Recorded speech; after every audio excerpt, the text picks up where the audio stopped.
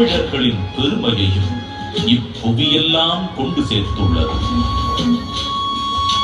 வள்ளுவருக்கும் அவருடைய குரலுக்கும் பெருமை சேர்க்கும் வண்ணம் அன்றைய தமிழகத்தின் முதலமைச்சராக இருந்த முத்தமிழறிஞர் டாக்டர் கலைஞர் மு. கருணாநிதி அவர்கள் திருக்குறளுக்கு உரை எழுதியது மட்டுமல்லாமல் பேருந்துகளில் திருக்குறள், பள்ளி பாடங்களில் திருக்குறள், திருக்குறள் கவியரங்கம், திருக்குறள் ஆய்வு என எளிய மனிதருக்கும் வள்ளுவரை கொண்டு சேர்த்தார்.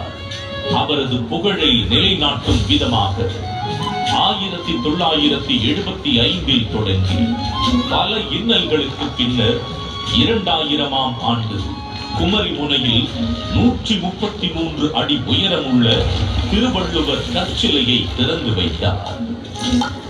இதைத் தொடர்ந்து குமரியில் உள்ள திருவள்ளுவர் சிலையின் வெள்ளி விழாவை முன்னிட்டு விவேகானந்தர் பாறை, வள்ளுவர் சிலை இவ்விரண்டையும் இணைக்கும் விதம் சுமார் 250 அடி நீளமுள்ள கண்ணாடி பாலம் தமிழக முதல்வர் மு. க. ஸ்டாலின் அவர்களால் திறக்கப்பட்டது. இந்தியாவின் முதல் கடல் மேல் கட்டப்பட்ட கண்ணாடி பாலம் இது என்பது வள்ளுவருக்கு மற்றொரு மணிமுடி. திருக்குறளை கொண்டாடும் பல முன்னெடுப்புகளில் முக்கியமான ஒன்று திருவள்ளுவரின் முக்கியமான நினைவு சின்னங்களில் ஒன்றான சென்னை நுங்கம்பாக்கத்தில் முத்தமிழறிஞர் டாக்டர் கலைஞர் மு. கருணாநிதி அவர்களது நேரடி கண்காணிப்பில் 5 ஏக்கர் பரப்பளவில் தோரணவாயில், அரங்க மண்டபம், கருங்கல் தேர், தேர் கோபுரம் என மிக விமர்சையாக வள்ளுவர் கூட்டம் 1976ஆம் ஆண்டில் உருவாக்கப்பட்டது.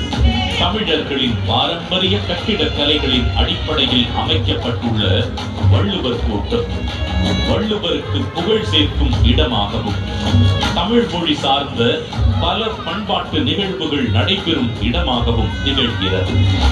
ஒரு குறிப்பிட்ட காலத்திற்கோ அல்லது ஒரு குறிப்பிட்ட இனத்திற்கோ என்றில்லாமல் யாதும் ஊரே என எல்லா நாட்டவருக்கும் ஆகச் சிறந்த அறநூலாக விளங்கும் சமத்துவ நூலா திருக்குறள் கரைகள் தாண்டி, கண்டங்கள் கடந்து, மனிதர்களின் இருள் சூழ்ந்த இடங்களில் ஒளி வீசி அறவழியை காட்டுகிறது.